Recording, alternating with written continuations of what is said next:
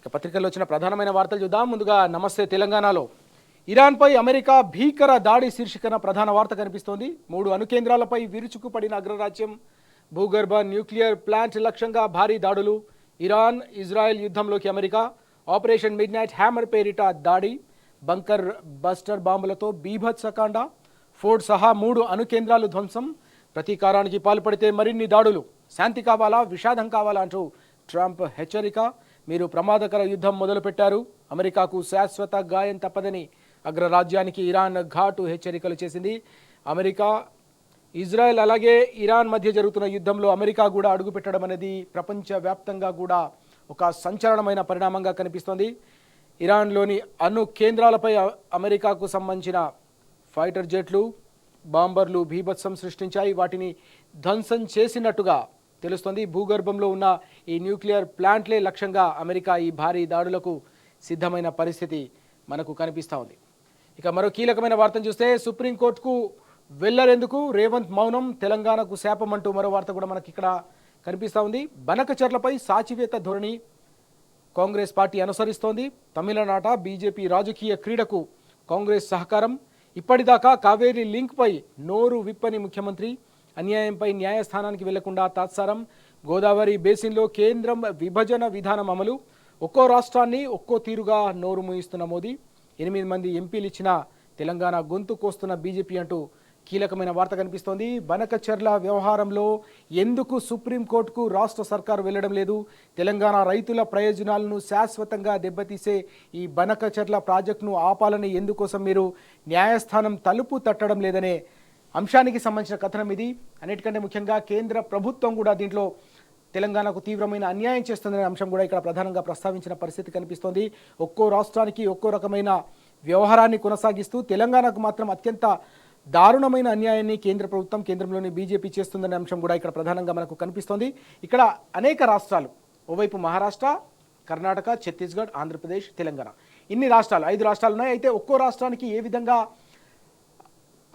వాటి ప్రయోజనాలను కాపాడే విధంగా ఏ విధంగా కేంద్రం వ్యవహరిస్తుంది, తెలంగాణకు ఏ విధంగా అన్యాయం చేస్తుందనే అంశం ఇక్కడ మనకు కనిపిస్తుంది. మహారాష్ట్రకు సంబంధించి Krishna Koyna intra river link ప్రాజెక్టుకు ఆర్థిక సాయం చేస్తామని కేంద్ర ప్రభుత్వం స్పష్టం చేసింది. అంటే మహారాష్ట్రకు కీలకమైన ప్రాజెక్టుగా భావిస్తున్న Krishna Koyna intra river link ప్రాజెక్టుకు కేంద్ర ప్రభుత్వం అనేది ఇక్కడ సహాయం చేస్తోంది. కర్ణాటకకు సంబంధించి కృష్ణా జలాల పంపిణీపై బ్రిజేష్ కుమార్ ట్రైబ్యునల్ 2 అవార్డును అమలు చేయడం ద్వారా ఆల్మట్టి ఎత్తు అలాగే స్టోరేజ్ పెంచుకోవడం కోసం కూడా కేంద్రం సహకరిస్తూ ఉంది. అప్పర్ భద్ర ప్రాజెక్టు, నావలి రిజర్వాయర్ విస్తరణ ప్రాజెక్టులు కూడా కేంద్రం అనుమతులు ఇస్తుంది. అంటే కర్ణాటకపై కూడా కేంద్రం పూర్తి స్థాయిలో వారికి సహకారం అందిస్తున్న పరిస్థితి, న్యాయం చేస్తున్న పరిస్థితి, ప్రయోజనాలు కాపాడుతున్న సందర్భం. ఇక ఛత్తీస్గఢ్కు సంబంధించి 49,000 కోట్ల విలువైన బోధ్ఘాట్తో పాటుగా మహానది, ఇంద్రావతి లింక్ ప్రాజెక్టు కూడా అనుమతులు ఇస్తున్నారు. అంటే ఇది మరొక కీలకమైన ప్రతిపాదన ఇటీవలి కాలంలో ఛత్తీస్గఢ్ తెరపైకి తీసుకొచ్చింది. బనకచర్లకు సంబంధించిన అంశం తెరపైకి వచ్చిన నేపథ్యంలోనే భవిష్యత్తులో తమ ప్రయోజనాలను తీయకుండా ఉండే ఆలోచనతో ఛత్తీస్గఢ్ ఏకంగా భారీ ప్రాజెక్టుకు రూపకల్పన చేయడం, దాదాపు 49,000 కోట్లతో చేపడుతున్న ఈ ప్రాజెక్టులో ఏకంగా కేంద్ర ప్రభుత్వం అనుమతులు కూడా ఇవ్వడం అనేది మరొక కీలకమైన పరిణామంగా కనిపిస్తూ ఉంది. ఇక ఆంధ్రప్రదేశ్కు సంబంధించి గోదావరి కావేరీ అనుసంధాన ప్రాజెక్టులో భాగంగా ఏపీ రూపొందించిన 80,000 కోట్ల రూపాయల విలువ చేసే, 1 కాదు 2 కాదు, ఏకంగా 80,000 కోట్ల రూపాయల విలువ చేసే బనకచర్ల ప్రాజెక్టు కూడా నిధులు అనుమతులు ఇస్తున్న పరిస్థితి. మరి తెలంగాణ సంగతి ఏంటి? ఇక్కడ అన్నిటికంటే కీలకమైన అంశం, మరి ఇన్ని రాష్ట్రాలకు ఇన్ని రకాల ప్రయోజనాలు చేకూరుస్తూ ఉన్నారు, ఇన్ని రకాల సహాయం అందిస్తూ ఉన్నారు, అనుమతులు ఇస్తున్నారు, ప్రాజెక్టులను శరవేగంగా కూడా పూర్తి చేస్తున్న పరిస్థితి మనకు కనిపిస్తూ ఉంది. మరి తెలంగాణకు సంబంధించి దేశానికే అన్నం పెట్టే స్థాయికి, దేశ ఆర్థిక వ్యవస్థకు కూడా ఒక చోదక శక్తిగా నిలిచిన తెలంగాణ సంగతి ఏంటని ఇప్పుడు తెలంగాణ సమాజం యావత్తు కూడా ప్రశ్నిస్తున్న సందర్భం మనం క్షేత్రస్థాయిలో కూడా మనం చూస్తున్నాం. ఈ క్రమంలోనే బీఆర్ఎస్ పార్టీ ఇప్పటికే మరో జలసాధన ఉద్యమానికి సిద్ధమవుతున్న పరిస్థితి కనిపిస్తూ ఉంది. గోదావరిపై అత్యంత ప్రతిష్టాత్మకంగా యుద్ధ ప్రాతిపదికన నిర్మించిన కాళేశ్వరం ప్రాజెక్టు ద్వారా గోదావరి జలాలను పూర్తి స్థాయిలో వినియోగించుకొని తెలంగాణ బీళ్లను సస్యశ్యామలం చేయాలన్న ఒక సంకల్పంతో రాష్ట్ర ప్రభుత్వం గతంలో ముందడుగు వేసిన సందర్భం బీఆర్ఎస్ హయాంలో కనిపించింది. కానీ మేడిగడ్డలో కుంగిన 2 పియర్స్ను సాకుగా చూపించి ఏకంగా పూర్తిగా కాళేశ్వరం ప్రయోజనాలు తెలంగాణ కర్షకులకు అందకుండా ఏదైతే ప్రయత్నం జరుగుతుందో, ఏదైతే పన్నాగం జరుగుతుందో ఆ అంశానికి సంబంధించిన సమగ్రమైన స్వరూపం మనకి ఇక్కడ కనిపిస్తూ ఉంది. ఈ క్రమంలో మీరు సుప్రీంకోర్టుకు ఎందుకు వెళ్లడం లేదు, దేశ అత్యున్నత న్యాయస్థానం తలుపు ఎందుకు తట్టడం లేదనే ప్రశ్న ఇప్పుడు రాష్ట్ర సర్కారుపై వేస్తున్న సందర్భం మనం చూస్తూ ఉన్నాం. తెలంగాణకు ఇది పూర్తిగా శాపంగా మారే అవకాశం ఉంది. కేవలం ఇప్పుడే కాదు, భవిష్యత్ తరాలు కూడా నష్టపోయే ప్రమాదం పొంచి ఉంది.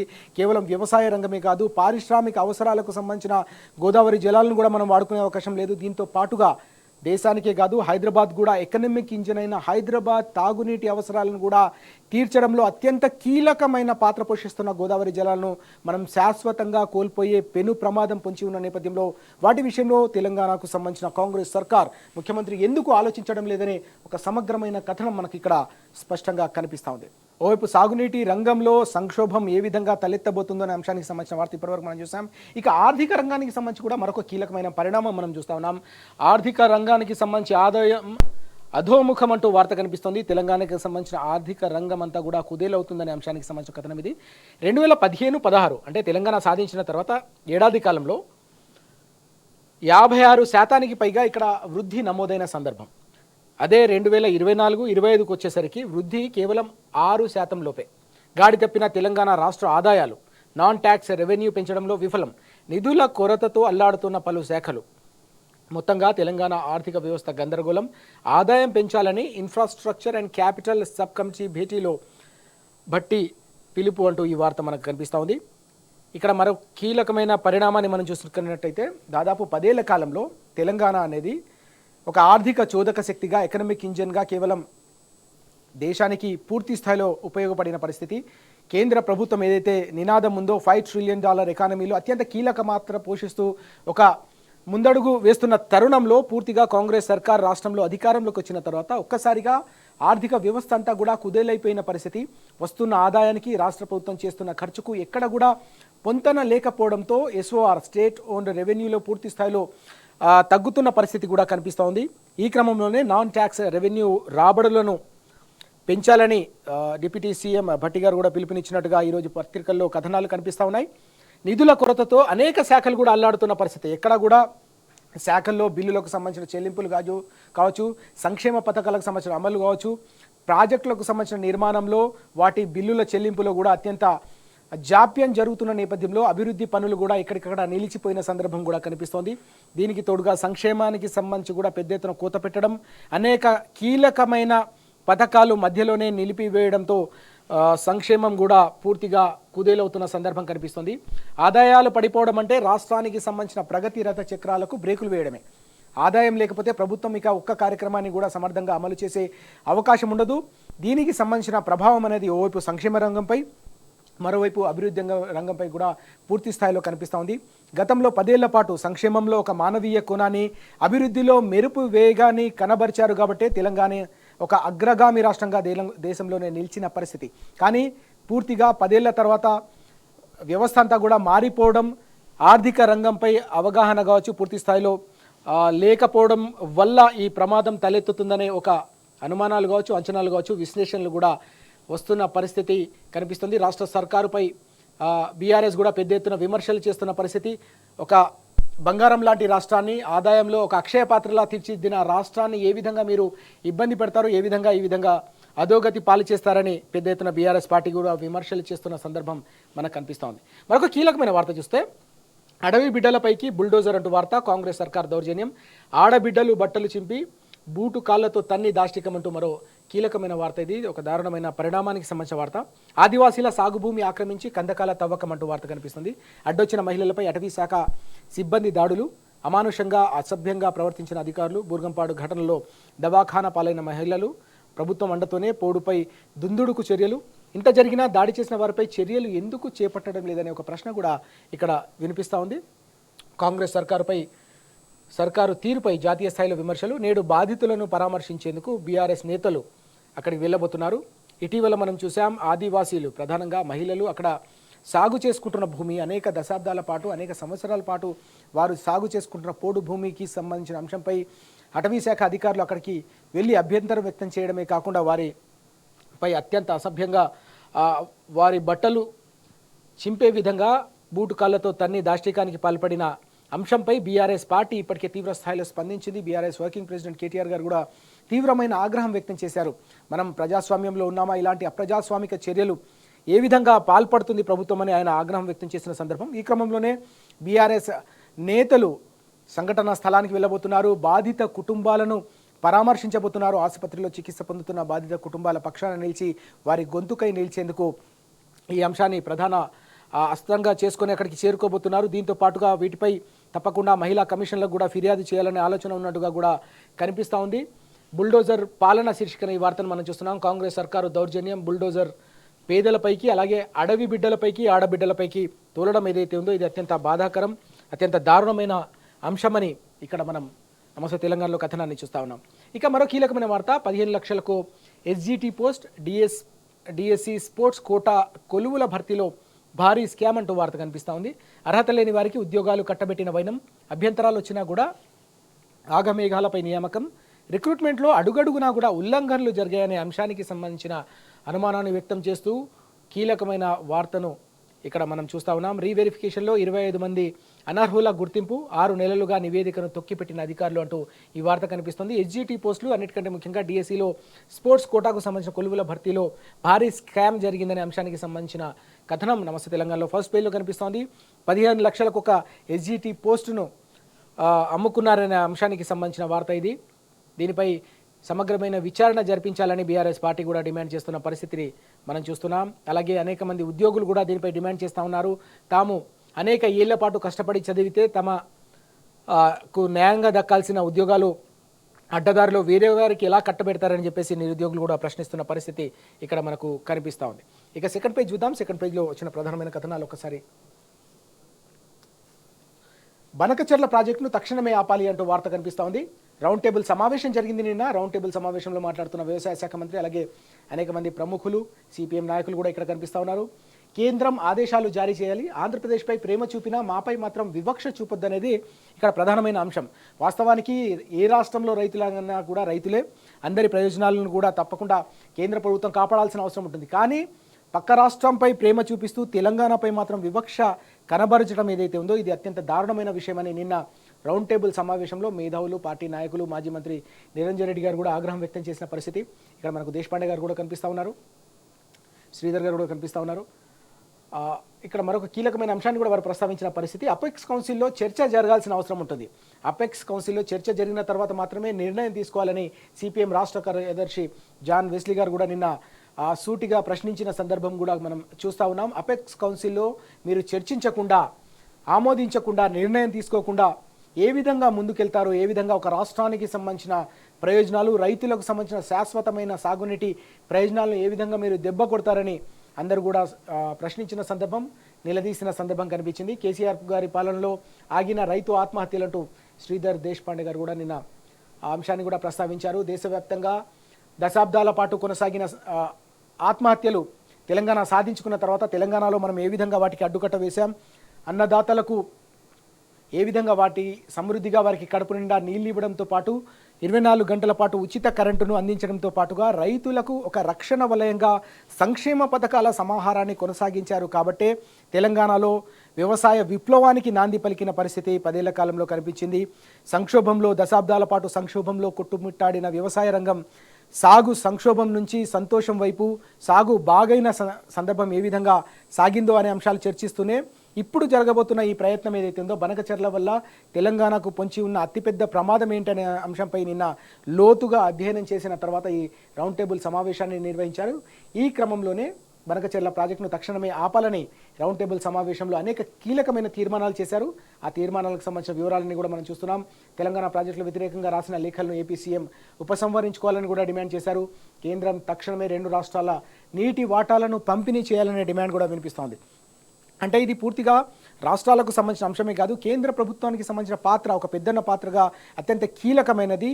రాష్ట్రాలకు సంబంధించిన నీటి వాటాలను స్పష్టంగా కేటాయిస్తే వాటికి సంబంధించిన ప్రయోజనాలను శాశ్వతంగా కాపాడే అవకాశం ఉంటుంది. కాబట్టి కేంద్ర ప్రభుత్వం ఇప్పటికైనా తెలంగాణపై ఈ సవతి ప్రేమను చూపించడం మానేసి, తెలంగాణను గాయపరచడం, తెలంగాణను నష్టపరచడం మానేసి తెలంగాణ ప్రయోజనాలను కాపాడేందుకు ముందుకు రావాలి. లేకపోతే తప్పకుండా రైతుల సంఘటిత శక్తిలో ఉన్న బలాన్ని కేంద్రానికి చాటి చెప్తాం, రైతులతో కలిసి ఉద్యమించేందుకు కూడా సిద్ధమని ఇప్పటికే బీఆర్ఎస్ స్పష్టం చేసిన సందర్భాన్ని మనం క్షేత్రస్థాయిలో కూడా చూస్తూ ఉన్నాం. మరిన్ని అంశాలు చూద్దాం. లండన్ టూర్పై ఆనందంగా ఉన్న కేసీఆర్ గారి పాలన గురించి చెప్పడంపై సంతోషం బీఆర్ఎస్ వర్కింగ్ ప్రెసిడెంట్ కేటీఆర్ అంటూ వార్త కనిపిస్తోంది. లండన్ టూర్పై హర్షం వ్యక్తం చేశారు. తెలంగాణకు సంబంధించిన సక్సెస్ స్టోరీని ప్రపంచంలోని అత్యుత్తమమైన యూనివర్సిటీలో ఒకటైన ఆక్స్ఫర్డ్ వేదికగా ఏ విధంగా తెలంగాణ గ్రోత్ స్టోరీ జరిగిందో, 10 ఏళ్ల పాటు తెలంగాణ ఒక అగ్రగామి రాష్ట్రంగా దేశ చరిత్రలోనే, అంటే స్వతంత్ర భారత చరిత్రలోనే, 75 ఏళ్ల స్వతంత్ర భారత చరిత్రలోనే Telangana most successful startup of independent ఇండియాగా ఏ విధంగా మారిందనే అంశానికి సంబంధించి ఇప్పటికే ఒక చారిత్రాత్మకమైన ప్రసంగాన్ని కేటీఆర్ గారు ఆక్స్ఫర్డ్ వేదికగా చేసిన పరిస్థితి. ఆక్స్ఫర్డ్ యూనివర్సిటీ ఇండియా ఫోరం ఆధ్వర్యంలో నిర్వహించిన ఈ సదస్సులో ఆయన చేసిన ప్రసంగానికి ప్రశంసల వెల్లువను కూడా మనం సోషల్ మీడియాలో పెద్ద ఎత్తున చూసాం. తెలంగాణ ఏ విధంగా కేవలం 10 ఏళ్ల కాలంలో కేవలం 10 ఏళ్ల కాలంలోనే అగ్రగామి రాష్ట్రంగా అన్ని రంగాల్లో కూడా ఎదగడం అనేది అత్యంత కీలకమైన అంశం. ఆ అంశాన్ని ఆయన ప్రస్తావిస్తూ తెలంగాణకు జీవనాడి లాంటి కాళేశ్వరం ప్రాజెక్టును యుద్ధ ప్రాతిపదికన ఒకే కాలంలో ఏకకాలంలో ఏ విధంగా బ్యారేజీలు కావచ్చు, రిజర్వాయర్లు కావచ్చు, దానికి తోడుగా అండర్ గ్రౌండ్ టన్నెల్స్ను నిర్మించి దాన్ని నిర్వహణ చేయడంతో పాటుగా పంజాబ్ను తలదన్నే స్థాయిలో ఏ విధంగా దిగుబడులు సాధించామనే అంశాన్ని కూడా ఆయన ప్రస్తావించిన సందర్భం ఉంది. దానికి తోడుగా ఇతర ఆర్థిక రంగం కావచ్చు, పారిశ్రామిక రంగానికి సంబంధించి అత్యంత కీలకం పారిశ్రామిక రంగానికి సంబంధించిన వెల్లువ, ప్రపంచంలోనే దిగ్గజ ఐటీ కంపెనీలన్నిటికీ కూడా తెలంగాణను ఏ విధంగా కేంద్ర బిందువుగా మార్చారనే అంశాన్ని కూడా ఆ ప్రసంగంలో కేటీఆర్ గారు ప్రస్తావించిన సందర్భం. ప్రపంచవ్యాప్తంగా కూడా పెట్టుబడులకు అనేక దేశాలు రెడ్ కార్పెట్ పరుస్తున్నప్పటికీ కూడా వాటిని తలదన్ని తెలంగాణకు ఏ విధంగా పరిశ్రమల వెల్లువను తీసుకొచ్చాం, లక్షల కోట్ల రూపాయల పెట్టుబడులతో పాటుగా లక్షల సంఖ్యలో దాదాపు 25 లక్షలకు పైగా ప్రైవేటు రంగంలో ఉద్యోగాలను సాధించడం ద్వారా ఓవైపు ఐటీ, మరోవైపు మ్యానుఫ్యాక్చరింగ్, ఇంకోవైపు ఫార్మా, ఇలా కీలకమైన రంగాలన్నింటిలో కూడా ఉపాధి అవకాశాలు కల్పించడం ద్వారా తెలంగాణ యువత భవితకు ఏ విధంగా 10 ఏళ్ల కాలంలో బంగారు బాటలు వేశామో ఈ సందర్భంగా కేటీఆర్ గారు వివరించిన సందర్భం. దీనిపై హర్షాతిరేకాలు వ్యక్తమయ్యాయి. యూనివర్సిటీతో పాటుగా అనేక మంది మేధావులు, ప్రముఖులు కూడా దీనిపై స్పందించారు. ప్రసంగంపై వారంతా కూడా హర్షం వ్యక్తం చేసిన సందర్భం. తెలంగాణకు సంబంధించిన గ్రోత్ స్టోరీ కావచ్చు, ప్రగతి రథ చక్రాన్ని ఏ విధంగా ముందుకు తీసుకెళ్లారో 10 ఏళ్ల కాలంలో దాన్ని సమగ్రంగా వివరించిన సందర్భం మనం చూసాం. ఇక రైతు మోసకారి రేవంత్ సర్కార్ అంటూ మరో వార్త కూడా కనిపిస్తుంది. వానాకాలం సీజన్ రైతు భరోసా కేవలం ఎన్నికల స్టంటే అంటూ నిన్న మాజీ మంత్రి వేముల ప్రసాద్ రెడ్డి గారు తీవ్ర ఆగ్రహం వ్యక్తం చేశారు. పోలీస్ ఇన్వెస్టింగ్ అధికారిగా మాట్లాడుతున్న పీసీసీ చీఫ్ అంటూ ఆయన ఆగ్రహం వ్యక్తం చేశారు. అలాగే చంద్రబాబు రూపంలో మరో జల దోపిడీ జరుగుతోందనే అంశాన్ని నిన్న మాజీ మంత్రి జగదీష్ రెడ్డి గారు ఆగ్రహం వ్యక్తం చేసిన అంశానికి సంబంధించిన కథనం కూడా కనిపిస్తుంది. నాడు ఉమ్మడి రాష్ట్రంలో కృష్ణాను మళ్లించిన వైఎస్, నేడు అన్యాయం జరుగుతున్నా కూడా నోరు మెదపని రేవంత్ రెడ్డి అంటూ ఆయన ఆగ్రహం వ్యక్తం చేసిన పరిస్థితి మనకు చూస్తూ ఉన్నాం. ఇక తెలంగాణ టుడేకి సంబంధించిన కథనాలు ఒక్కసారి చూద్దాం. US bombs Iran nuke sites అంటూ వార్త కనిపిస్తుంది. అటాక్స్ న్యూక్లియర్ సైట్స్ అంటూ వార్త. Iran says US crossed a very big red line to close strait of Hormuz అంటూ ఈ వార్త. Trump sends clear message that US wants to restart talks అంటూ ఈ వార్త కనిపిస్తోంది. United States inserted itself into Israel's war against Iran by dropping 30,000 pound bombs on a uranium enrichment site early Sunday, raising urgent questions about what remains of Tehran's nuclear program and how it weakens its military strategy అంటూ ఈ వార్త మనకు కనిపిస్తూ ఉంది. India on side of piece and humanity అంటూ ఈ వార్త కూడా మనం చూస్తూ ఉన్నాం. China calls for cease fire అంటూ ఈ వార్త కూడా కనిపిస్తూ ఉంది. అలాగే రష్యాకు సంబంధించి కూడా పరిణామం మనం చూస్తూ ఉన్నాం. రష్యా ఏ విధంగా వ్యవహరిస్తుందనే అంశం కూడా ఇక్కడ కనిపిస్తూ ఉంది. మొత్తం మీద అమెరికా కూడా ఇప్పుడు ఇరాన్ అలాగే ఇజ్రాయెల్ మధ్య జరుగుతున్న యుద్ధంలో అమెరికా కూడా అడుగు పెట్టడం అనేది ప్రపంచవ్యాప్తంగా కీలకమైన పరిణామంగా కనిపిస్తోంది. న్యూక్లియర్ బాంబ్స్కు సంబంధించిన సైట్లపై వారు అటాక్ చేయడం అనేది కీలకమైన పరిణామంగా కనిపిస్తుంది. ఈ క్రమంలోనే ఏం జరగబోతోంది, ఇంకా ఎలాంటి విధ్వంసం జరగబోతోంది, నిజంగానే ఈ యుద్ధానికి ఎలా తెరపడుతుందని ప్రపంచవ్యాప్తంగా అందరూ కూడా ఎదురు చూస్తున్న పరిస్థితిని కూడా మనం చూస్తున్నాం. ఈ క్రమంలో ఆ అంశం కూడా అన్ని పత్రికల్లో ఈరోజు ప్రధానంగా మనం చూస్తున్నాం.